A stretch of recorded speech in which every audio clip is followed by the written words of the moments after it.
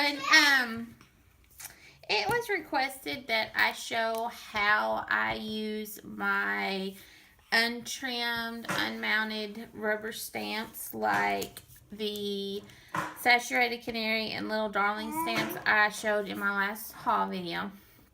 So the first thing I do is I like to trim my stamps. Some people will just leave them on the sheet. Me personally, I find I do better when my stamps are trimmed. I've got my little helper here. She's got to be right in the big middle of everything. So what I do is I just take a really good pair of scissors. These are the Tim Holtz Tonic Studio scissors, but really, I mean, you don't have to have these. Just any good sharp pair of scissors will do. So, and I like to trim mine really close because I am horrible about, if I leave a lot of the rubber around, I will get ink on that rubber, and then when I go to stamp it, it'll smudge my paper, my image, or whatever. Oh my goodness. Are you okay? Did you drop your truck? No. So that's what I do as far as trimming them. Now, as far as stamping, here I'm going to take Tawny, and I've already trimmed her out, and you know, she came on a bigger piece of rubber, but I trimmed her as close as I could to the line without cutting the line. So I have my block here, and I'm just going to take some temporary double-sided adhesive, and I'm going to use my ATG gun because that's what's laying here and it's convenient. You could use double-sided tape. You could buy tack and peel. You could, you know, buy the stuff, the foam to put her on the cling mount. I know a lot of people like the Tombow glue that acts as you put the glue on it and let it dry, and it's tacky. I think Crafty Lori even uses a glue stick, but this is just what I'm going to use because it's convenient. So I'm going to put, if I can get it going, just a little bit of adhesive on her. And I'm going to put her down on my block. Now, hang on just a minute. Let me grab my piece of cardstock. Oh, goodness. Are you okay?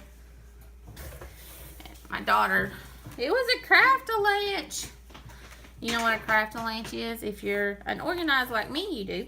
So, I have my piece of cardstock.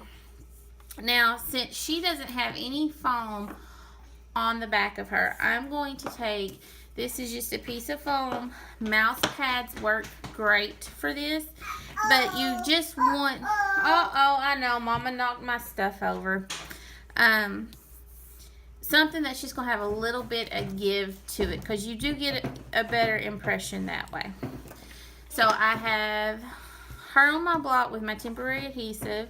I have my cardstock on a piece of foam. So I'm just going to ink her up. And normally, like this, I like to use my Misty, especially if they're untrimmed and unmounted. That way I can get a double impression if I need to. But I know not everyone has a Misty, and not everyone can afford that tool. So then I just, get back, baby. I just press her down.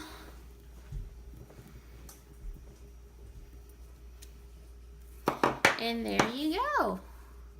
So that's pretty good. Like, that's an image I can definitely use. Isn't she cute? So then I clean my stamp, and here I'm just using a baby wipe. Sometimes I use baby wipe. Sometimes I use my, what you call it? The, stamp chamois. Goodness, my mind went blank. So when I peeled her up, the adhesive came right off her. It did stick to my stamp block, but then I can just take my fingers and rub that off.